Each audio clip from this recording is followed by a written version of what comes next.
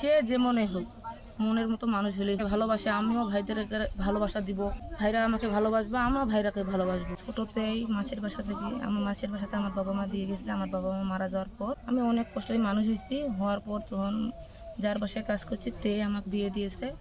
সে হিরণছি, আমার 6 বছরের বাচ্চা আছে, আমাকে ডিভোর্স দিয়ে চলে গেছে।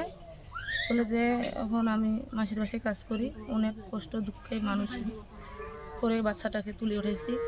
মাসির বাসায় কাজে যাই, মানুষ আমাকে কোন নজরে দেখে, আমি কীভাবে মাসির বাসায় কাজে যাব? তার জন্যে আমি প্রতিবেদনে আসছি। এখন যদি প্রতিবেদনের ভাইরা আমাকে সাহায্য সহযোগিতা হেল্প করে আমাদের বাচ্চাটাকে আমি মানুষের মতো মানুষ করতে পারি, যে অনেক ভালো হয়। আমাদের বাড়ি ভিটা নাই, যদি তারপরে ভাইদের যদি আমাকে ভালোবাসে, আমিও ভাইদের ভালোবাসা দিব। ভাইরা যদি আমাকে, আমার বাচ্চাটাকে দেখে, আমিও ভাইদেরকে দেখব।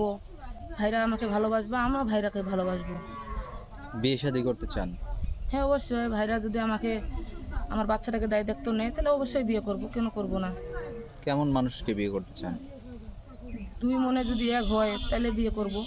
আমাদের মনে যদি, আমার মনকে যদি ভালো না বাসে, খালি উপরকে ভালোবাসে, তাহলে কিভাবে বিয়ে করব?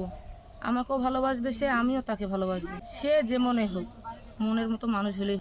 আমি অনেক কষ্টই আছি, এই কষ্টের মুক্তির জন্য আমি এখানে আসি। যদি ভাইদেরা হেল্প সহযোগিতা করেন খুব ভালো হয়। আমি বাচ্চাটাকে ধরে খুব অসহায়, আমার বাচ্চাটাকে দেখার মতো কেউ নেই। আমরা থাকি ঠাকুরগা। আমি আমার তো পালিত ভাইয়ের কাছে থাকি, যে আমাকে পালন করে বড় করেছে ছোটো থাকি, বিয়ে শাদী দিছে, এবং তার কাছেই থাকি। করে না কেমন, আর মানুষ কতলা করবে? একটা ধরম ভাই পালিত করেছে, অনেক কিছু করেছে, এটাই তো বড়। আর কি করবে? আমি মাসের বাসায় কাজ করি ভাই।